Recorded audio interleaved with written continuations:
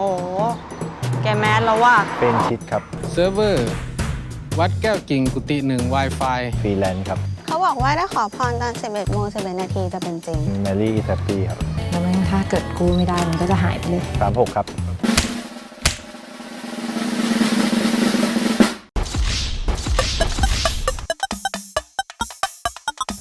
มาเจิ้งเต๋อนี้ห่าวมาผมชื่อนวพลสาวะแนะนำตัวหน่อยครับผม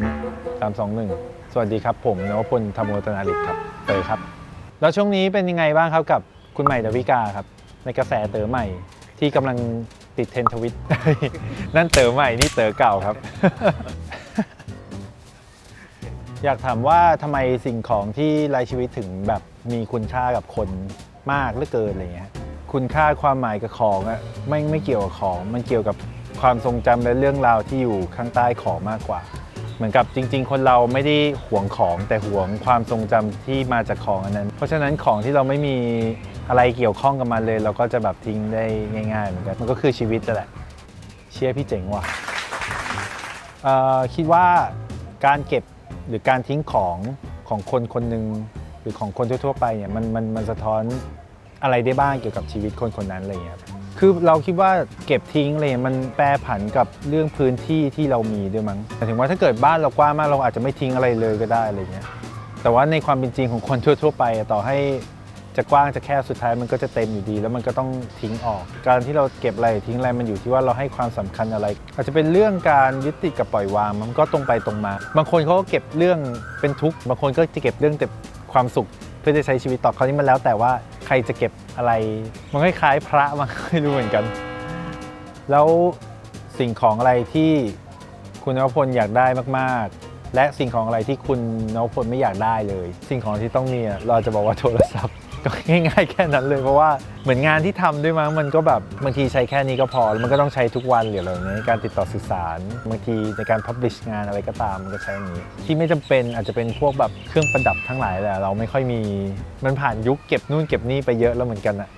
เหมือนกับมันเริ่มกลับมาถามว่าจริงๆต้องการอะไรมากขึ้นอะอะไรที่ทิ้งไปแล้วเสียดายที่สุดมันทิ้งไปแล้วมันก็ไม่ได้เสียดายอะอะไรที่ไม่ฟังก์ชันก็จะแบบหลุดวงโคจรไปไม่มีแบบเชี่ยแม่งไม่น่าเลยอะไรอย่างเงี้ยถ้าเกิดทิ้งด้วยมือตัวเองจะยิ่งรู้สึกว่าแบบคิดแล้วจริงๆเราทิ้งไม่ได้ตอนปี 2015แม่งทิ้งได้ตอนปี 2018 ว่ะโคตรง่ายเลยเรารู้สึกว่าอ๋อในตัวเรามันคงเปลี่ยนไปเรื่อยๆไอ้ที่มันเคยสำคัญเมื่อ3 ปีก่อนตอนนี้มันแบบไม่สำคัญแล้วอ่ะครับปกติคือสมมุติว่าสิ่งของอะไรพวกนี้ใช่ไหมฮะมันจะกำหนดตัวตนหรือว่าความเป็นตัวตนของเราอะไรอย่างเงี้ยคิดว่าถ้าเกิดโลกนี้ไม่มีสิ่งของอะไรพวกนั้นเลยคิดว่าคนเราจะเป็นยังไงเราคิดว่าคนจะจำเก่งขึ้นนะเพราะมันไม่มีเครื่องช่วยจำ identity เราจะ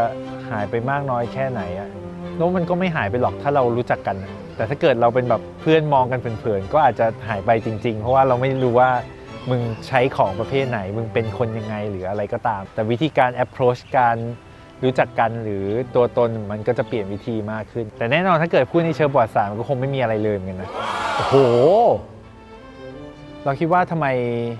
เทรนด์ของ New Year Resolution ช่วงนี้มันถึงเป็นการจัดบ้านเก็บบ้านเราเพิ่งรู้สึกมันฮิตประมาณ 2-3 ปีนี้ไม่รู้เป็นเพราะอะไรเหมือนกันเราเก็บทุกปีนานแล้วอะทุกครั้งที่เก็บของแล้วเจอของพวกนี้มันทำให้ได้ทบทวนชีวิตเหมือนกันนะเห็นเรานึกถึง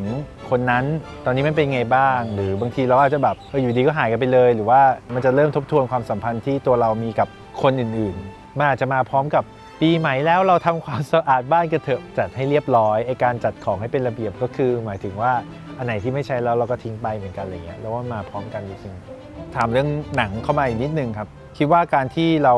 ให้คนส่งของเข้ามาในการทำ podcasting เยอะแยะมากมายอะไรเงี้ยมันทำให้เราเห็นอะไรในชีวิตคนเราบ้างอะไรเงี้ยเหมือนเราได้เห็น variation ของความสุขความทุกข์มั้งถ้าเขาส่งของมาแคสอะเขาจะต้องเล่าไม่สุขกับทุกข์อะมีอยู่2 อย่างเหมือนกับคนมันมีทุกข์กับบางทีเรื่องมันนิดเดียวอะหรือของมันเล็กมากนิดเดียวอะหรือว่าของที่มันดูจะไม่มีอะไรมันกลับแบบ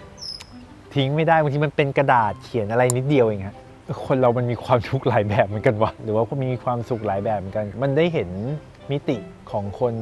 หลายๆแบบมากกว่าเลยแบบเนี้ยหนังเกี่ยวอะไรกับมาริโคอนโดป่ะครับ